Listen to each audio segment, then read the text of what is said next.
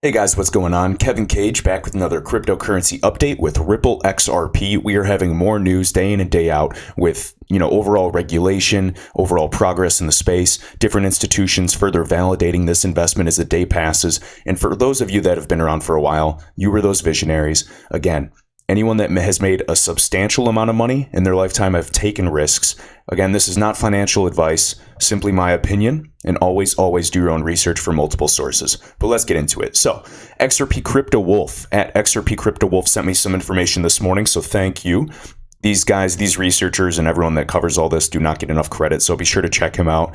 And, don't bother tipping me. Guys, you should be tipping these people who are doing the deep dives for us. So check him out, XRP Tipbot.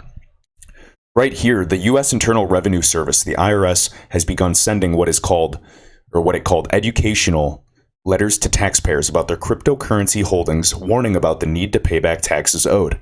Goes on to say the IRS wants crypto taxes, but they can't even give us clarity. And I'll actually kind of delve into this in a little bit about, what Ashish Birla of Ripple actually said to the SEC commissioner in an open forum. I believe it was just last week, maybe 10 days ago or so. But I digress. So pretty interesting. Next up, XRP Crypto Wolf brought this out. I know we had the quarter two report that came out that Ripple just released. So pretty cool. So again, Ripple cumulatively sold $1.14 billion of XRP, out of which 36% was sold to exchanges and the other 64% was sold to institutions. What other organizations do you see making this progress? Again, in quarter two alone, Ripple sold $251 million in XRP, which is the highest quarterly sum that Ripple has sold ever. I can't even name one other project that is doing this behind the scenes, and nobody is naming this. Plans within plans. This has been in the works since Ripple came to be, even dated back to OpenCoin. We need to revolutionize this financial sector, and this is going to flip everything on its head. So again, quarter four will be XRP's time to boom. And we have some sources and different information here, but I want to go over this really quick. So XRP Sales by Ripple. So the red is retail exchanges. The blue are the institutional sales. So very, very interesting. I know it kind of fluctuates, but as we can see, quarter two, 2019, the highest level of institutional sales. So what is going on and why is it picking up interest again? The last time we saw these highs was quarter three of 2018 with the speculation and news of XRapid, the software product of Ripple, utilizing XRP, of course, the native digital asset, going live. So pretty interesting correlation there. All right, next. Guys, check out neospeculate.com right here. Again, XRP Neo at XRP_Anderson on Twitter. This guy does some great work and research, and I truly, truly appreciate all the insight that he provides for this community, because we have to, in a speculative market for the time being, there is little utility, and we need to be able to bounce ideas. And this is very helpful, whether it's strings on Reddit, you name it. So, I'm going to take a drink of water really quick. I'm talking a little fast. I feel like the modern investor. All right. So really quick, I'll kind of try to skim through this article, but again, it's very, very good. So I do want to make sure I hit those important points. So is Ripple going to jumpstart xRapid before regulations? Are they sick of waiting? I know they're waiting in the US, but you know what? Other organizations, institutions, banks in India, the Middle East, Southeast Asia, they are ready. And we're not going to wait forever. And the US will be left behind if we don't take action soon. And the SEC has even demonstrated that they're, addressing this. But again, it takes time. And so that is frustrating, and we don't want to be left in the dust. I'm personally in the United States, but I don't think XRapid's going to wait for that.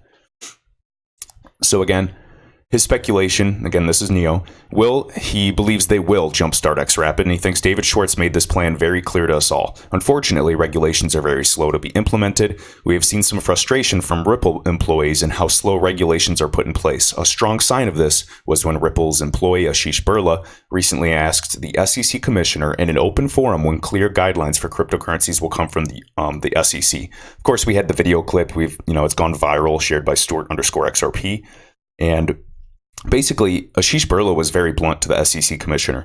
He straight up, I believe we have a quote right here. So, yeah, right here. So, our customers outside the US, where regulators have been clear about permitted uses of cryptocurrencies, have benefited. benefited. With adoption with our products, also with crypto, but in the US, our customers, mainly banks, are afraid to jump in until the SEC or the US government provides clear guidelines, and that only makes sense. And I'm again afraid that so much of this innovation is being pushed to Asia. And so, is there a time frame for when the SEC will come back with clear guidelines? And, he did this in a bold manner, but still very polite and professional on behalf of Ripple. They've shown their patience. They've been working with regulators all along. They're not, anarchists. They're very smart business people. These are millionaires and billionaires and, very well-off people that are strategic in their approach. And the SEC commissioner says this, which doesn't make me happiest, and I guess we're just going to have to leave the US behind for now. Whenever anyone asks me about a timeline at the SEC, my usual answer is slow, very slow. What a shame. These are the people running our organizations. All right. So again, this tells him a lot. Ashish Birla from Ripple had to ask the SEC commissioner in an open forum. And in other words, it's going to take a while. And this just happened on July 16th. So very, very interesting. And again, they're not going to be waiting. So the US, if they don't make a decision soon, or at least the government doesn't make a decision, they're going to be left in the dust. And we saw this happening, and that's fine. It's not going to affect the price of XRP, long term at least. All right, so his belief, Ripple will not wait for regulations to be put in place. They will make use of a set of products they've developed to circumvent the regulatory uncertainty that exists, which you've already seen now utilizing xRapid partners so that banks do not have to actually buy and have XRP on the order books. And this is a complete legal workaround. Again, they're smart people. They're partners with regulators. So hey, either way, it's going to work. And again, we know that Ripple's plan was to get all customers on xCurrent first, their software product, and this would put them on RippleNet. xCurrent was created because banks didn't want to touch cryptocurrencies because of the regulatory uncertainty that existed and still exists. xCurrent makes use of traditional fiat currencies in Nostro Vostro accounts. This was laying the rails for future xRapid usage, in my opinion. At first, xRapid didn't support, or xCurrent didn't support xRapid, but a future update with xCurrent 4.0 did. And now it enables xRapid utilizing XRP, of course, in all payment flows. So anybody that's on RippleNet now can utilize XRP. So this is huge. And again, it did not only support xRapid, but also multi-hop.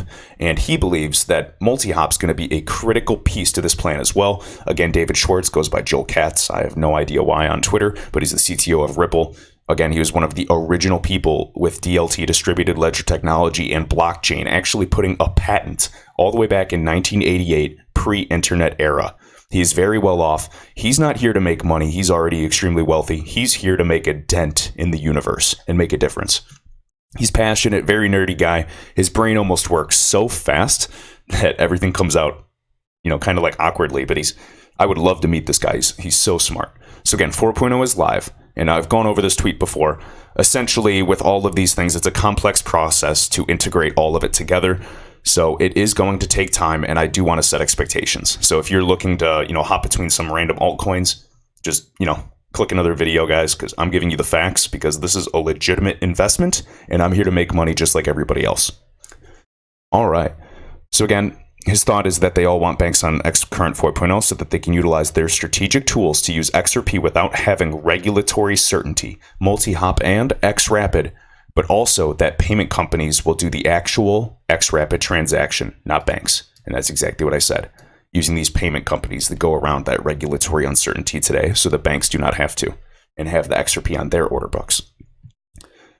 All right. And then again, multi-hop, got a link here just to give you a quick summary. I believe he actually has it in the article. So again, multi-hop, how does it work? Multi-hop gives RippleNet members the ability of transacting with banks or payment providers or digital wallets that they don't have a direct relationship to. That's so important because in today's world, you need a bunch of bilateral relationships back and forth, clunkily put together in a chain in order to move money or value. That means A has a relationship with B. B has a relationship with C, and they have to hand off information like playing a game of telephone. It's very inefficient in today's modern era. Again, blockchain is, similar, but with multi-hop, this is going to revolutionize everything. All right. So multi-hop makes that a thing of the past. No more going, playing a game of telephone. I do like that analogy. That's perfect.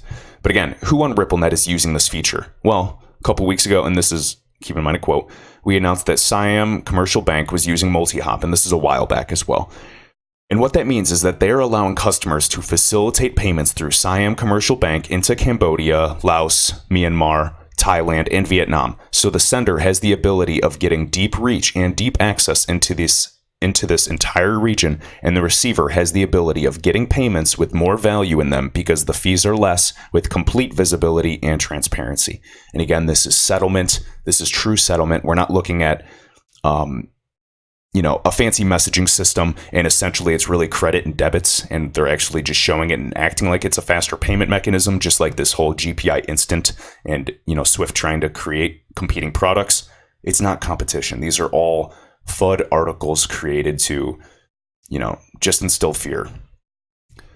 All right, David Schwartz, and let's see.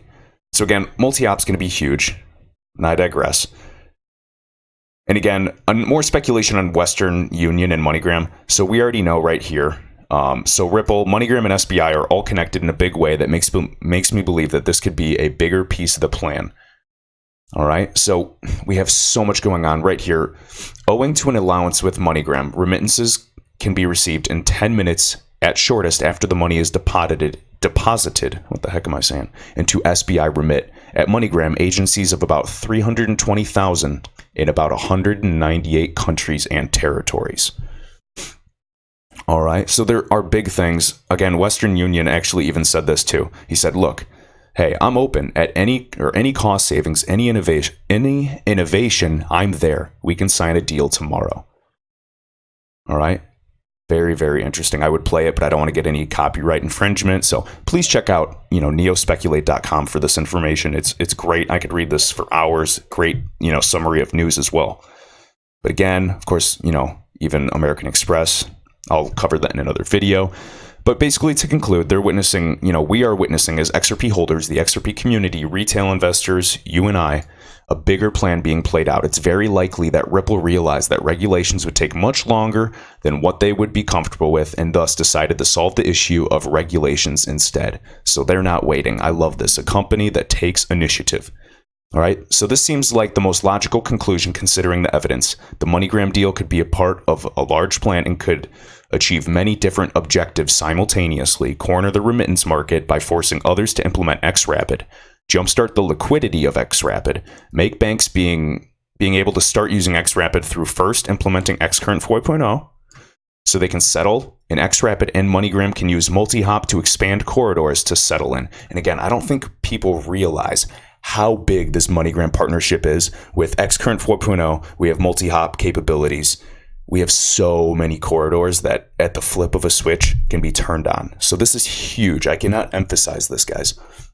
Emphasize this enough. But SBI Remit as well being part of the plan. In other words, a likely genius plan being unfolded, as usual, by Ripple. And we have all these holders.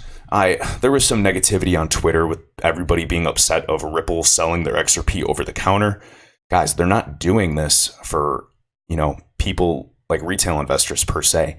This is to change the financial ecosystem. They actually have a strategic plan they're following. It's not just to please us. I believe if we're long-term holders, we're going to be extremely happy.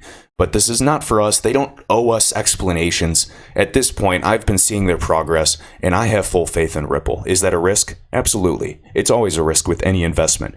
But I am going to sit on the sidelines. I'm not going to hate on the company that I am betting on, essentially.